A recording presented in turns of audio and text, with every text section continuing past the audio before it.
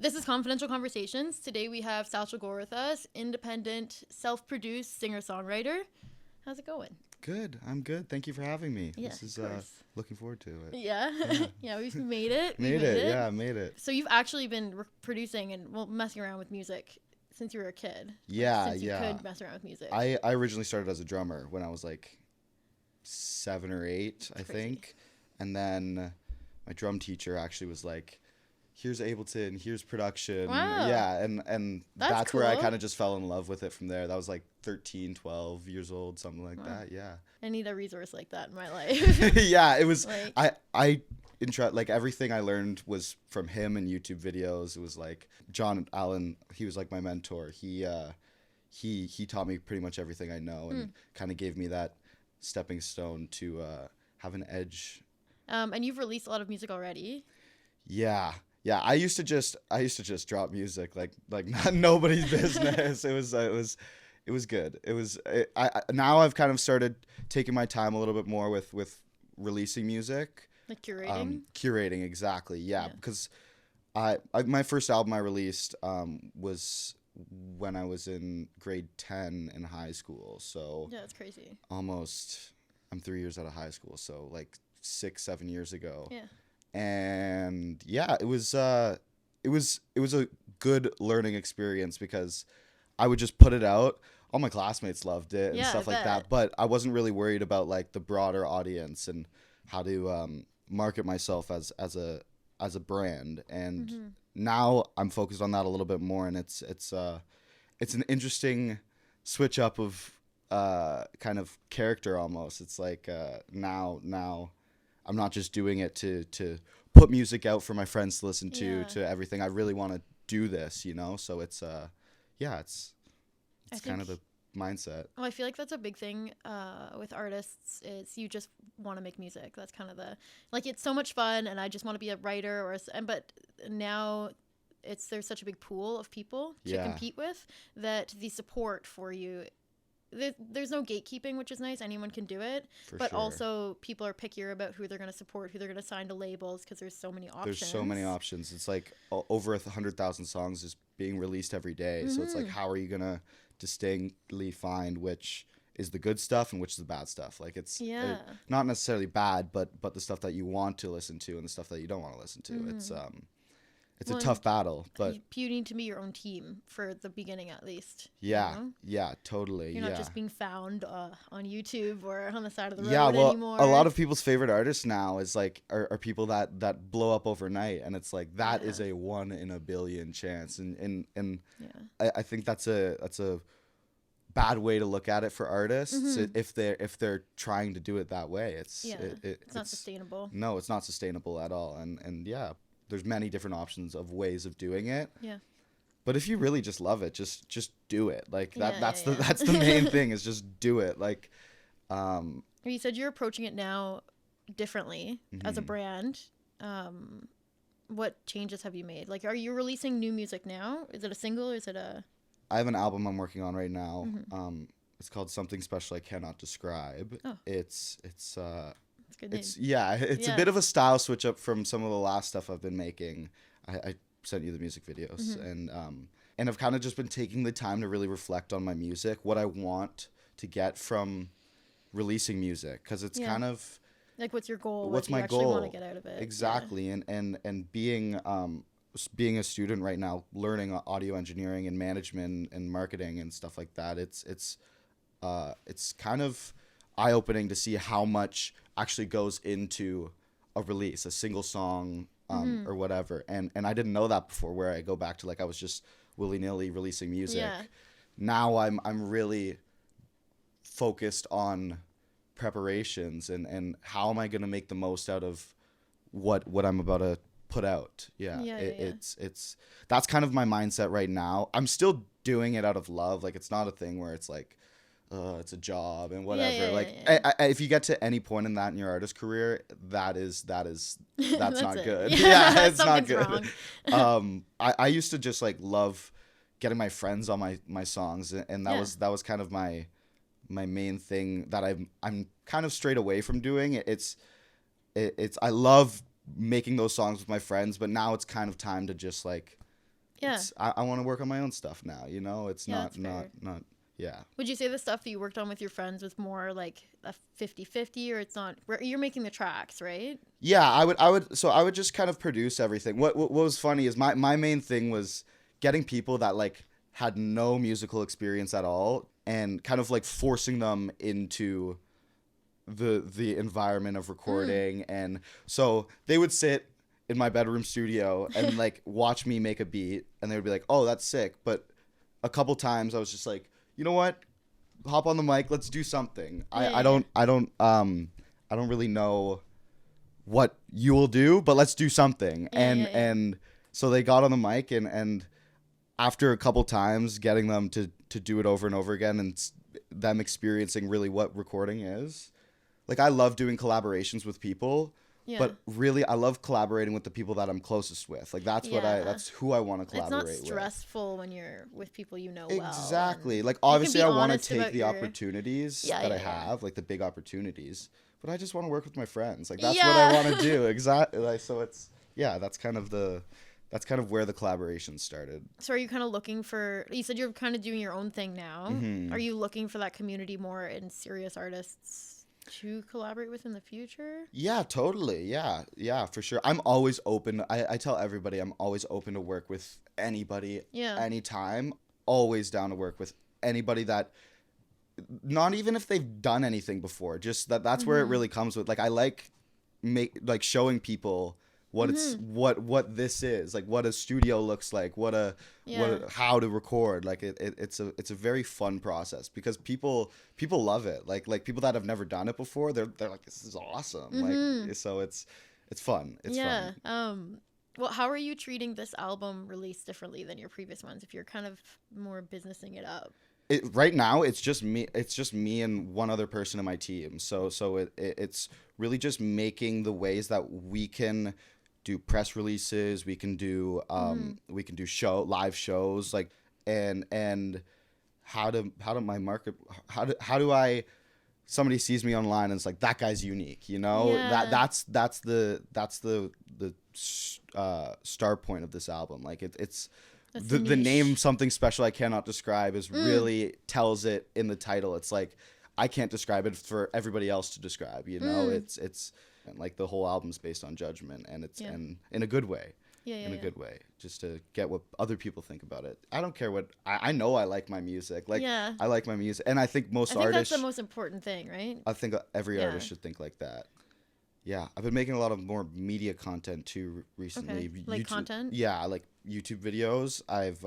Because I've been enjoying making them recently too. I've always kind of, since a kid, I've been making silly, funny YouTube videos with my friends and stuff like that.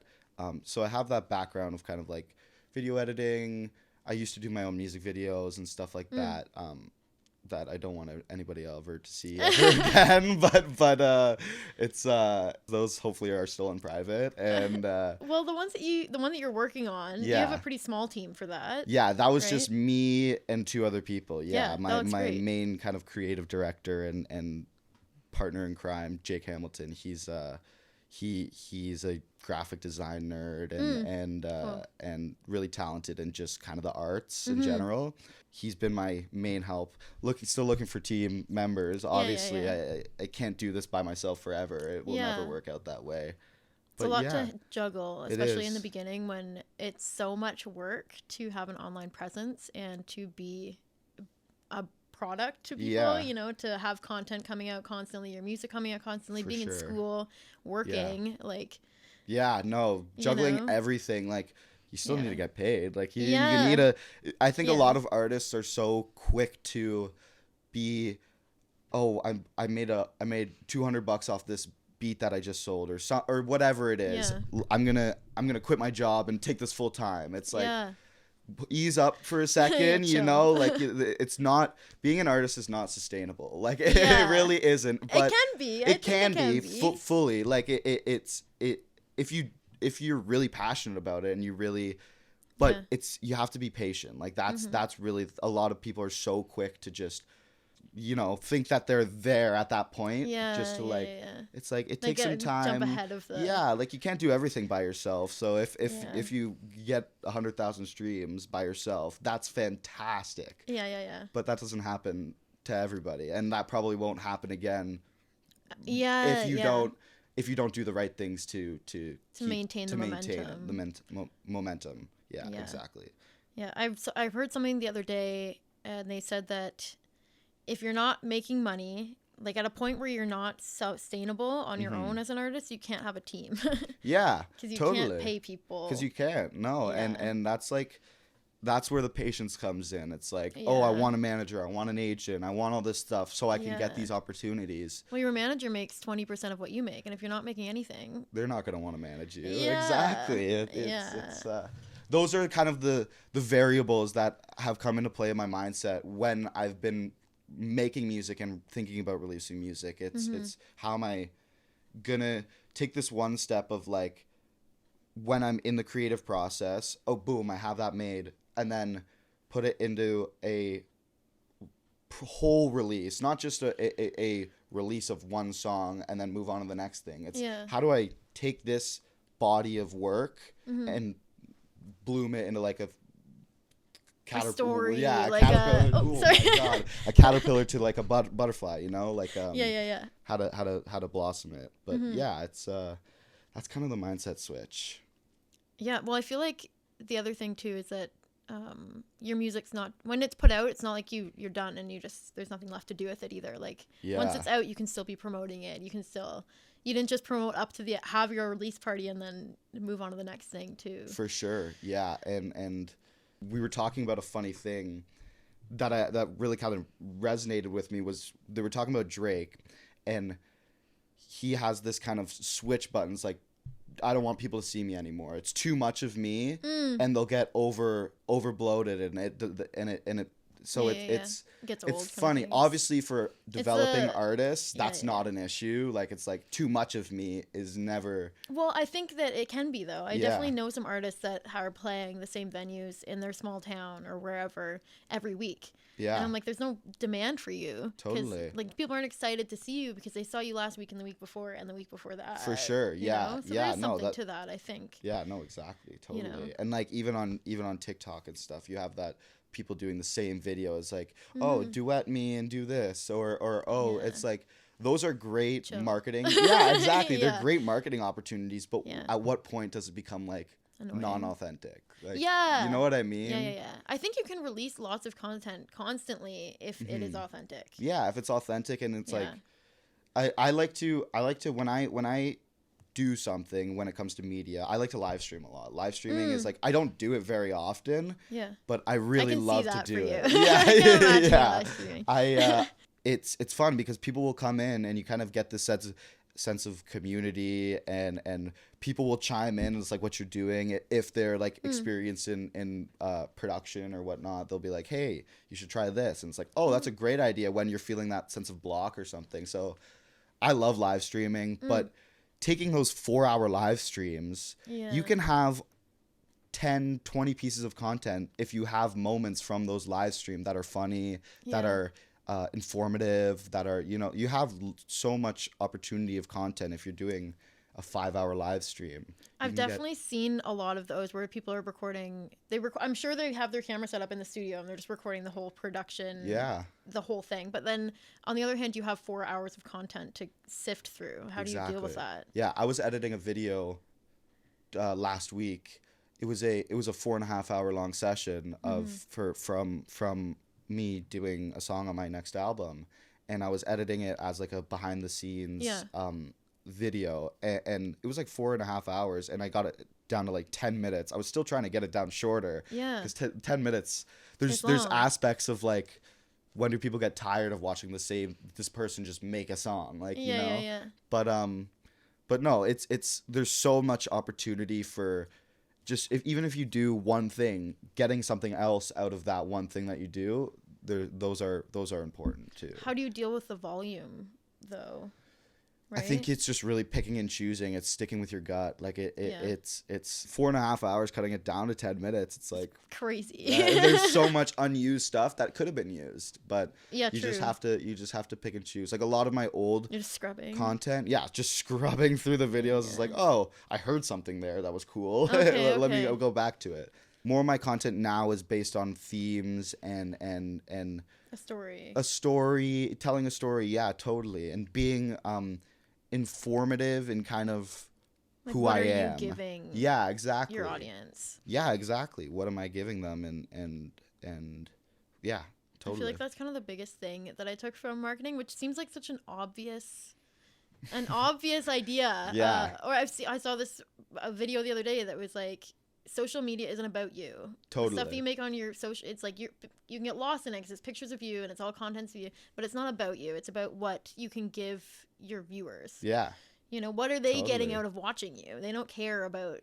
They want to get something out of it. Yeah, You know? for sure. Yeah, no, it's what's your goal from the social media? Like, what are you actually doing with it? This stuff is I'm so sad that I'm not in here all the time. You will be soon though.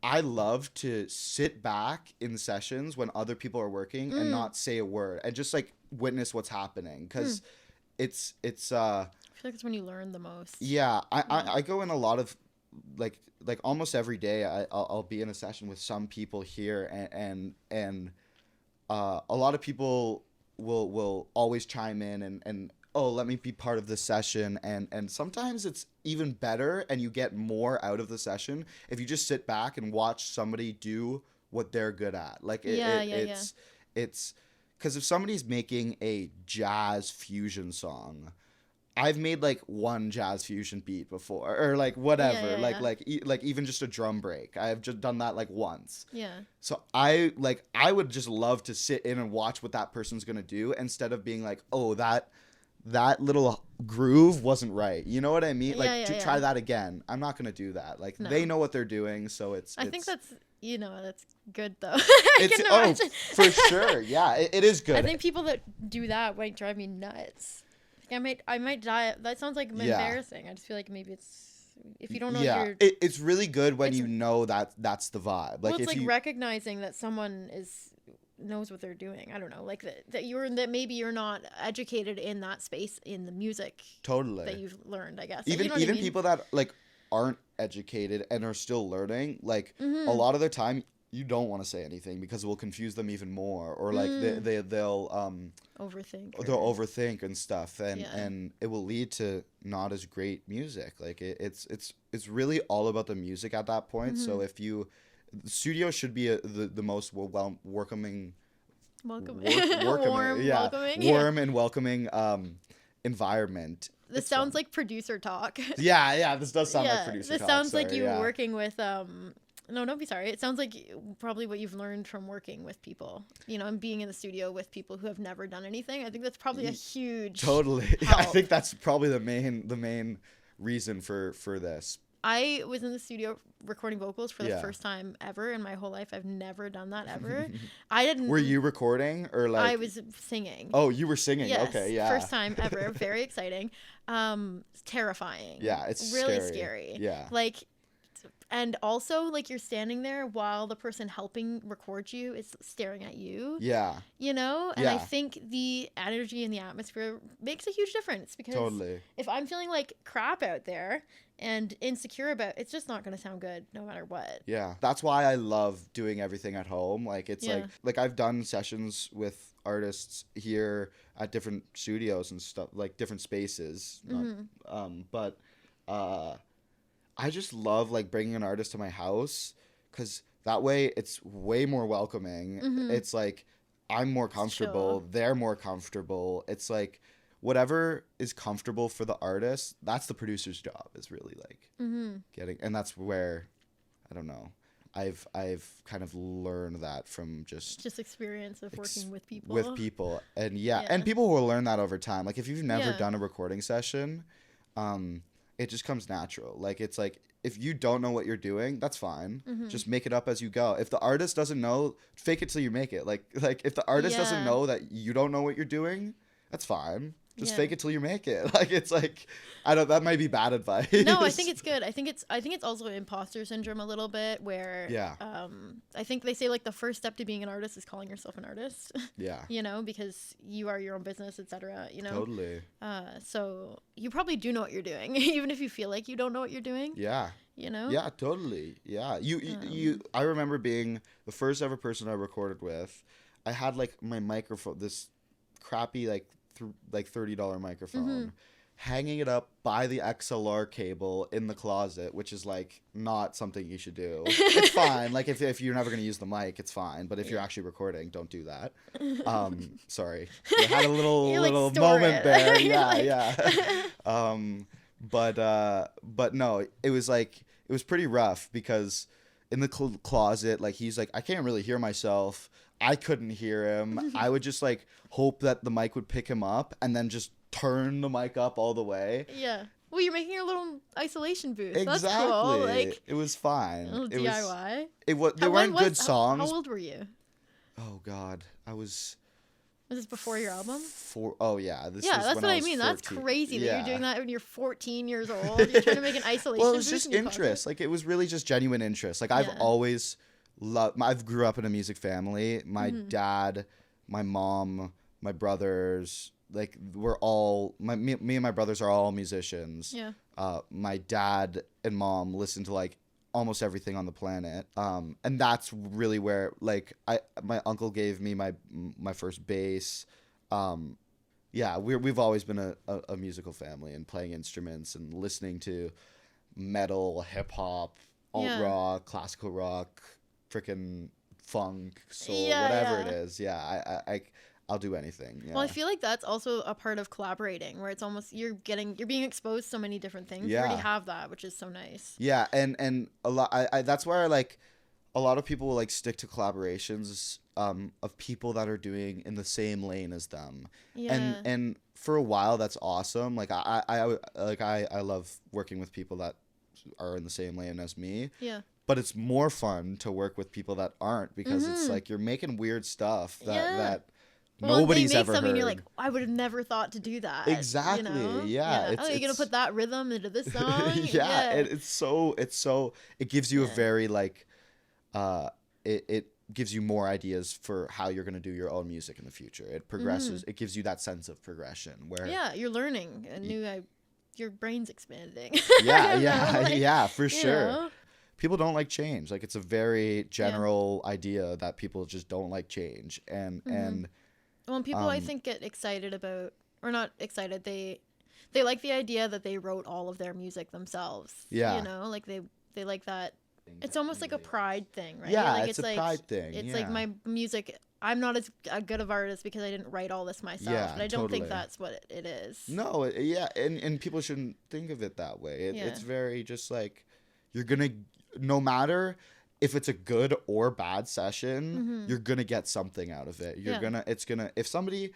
If you obviously you want to have an enjoyable experience, but if you don't have an enjoyable experience, that's a learning experience of how do I prevent what just happened from happening again. Like it's that's where just doing it comes in. Nike, just do it. Yeah. It's just, sponsor me. No,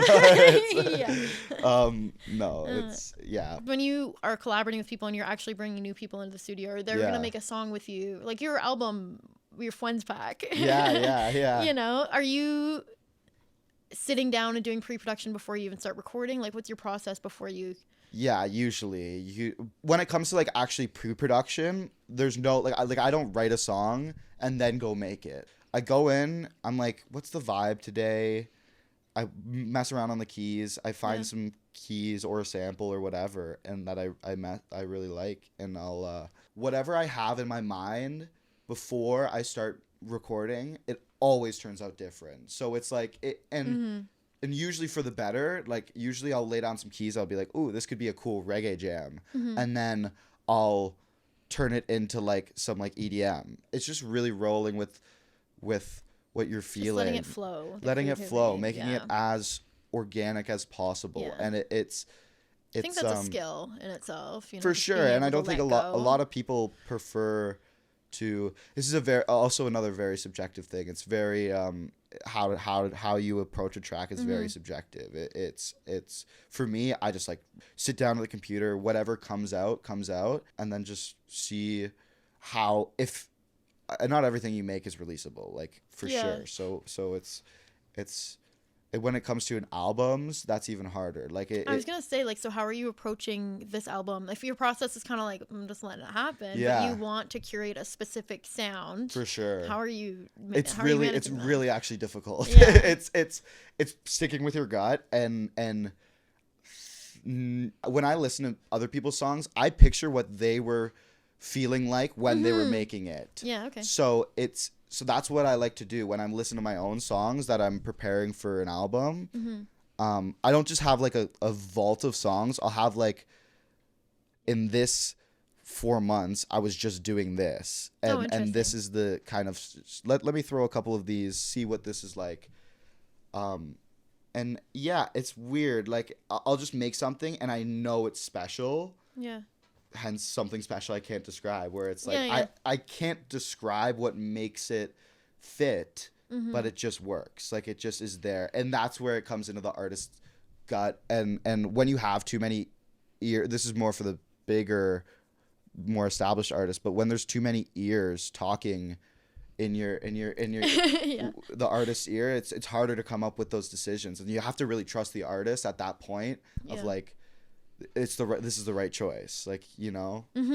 I couldn't imagine being an artist getting to a point where people are telling me how I need to be, you know, and also how exciting it must be to be like, oh, people are finally like approaching me, but maybe if I don't do what they want me to do or be who I want to be, you know, and it can be overwhelming, really overwhelming. Well, and this person in a suit who's got all this power and works at this big company, maybe they do know better than me what I'm supposed to sound like or be. Well, you know, but I don't think that's true, sure, right? I don't think that's true.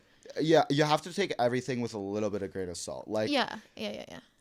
Obviously, for my choices, I do know what's best, but I am aware that this person that I'm having a meeting with that works at Sony or something like that, or Columbia or wherever, has 40 years of experience doing this. Yeah.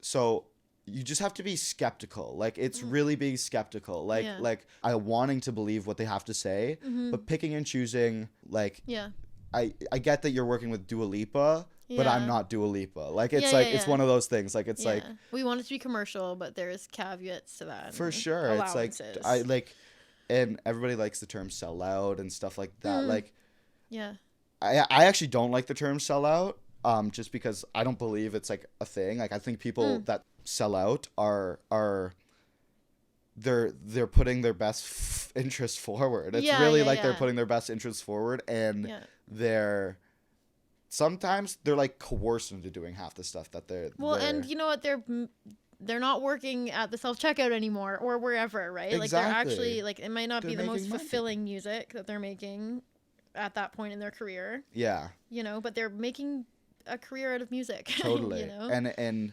And that's the goal. Like, if every way that you can do that, any way that you can do that sustainably, it should be your objective. And that's why I just hate, he's such a sellout. Like, it's such a yucky term. I think you have to compromise, especially with the bigger companies or major labels. For sure. Like, they have interests too, and they're investing in you, so you kind of have to meet them in the middle. I think that's kind of the whole thing. Yeah, right? For sure. In your opinion, what are your thoughts on Spotify? Just like as a user, as a person in the industry, like what's your opinions on? I've never used on streaming services in general, or on Spotify? Whatever. Spotify, streaming services. Okay. You can.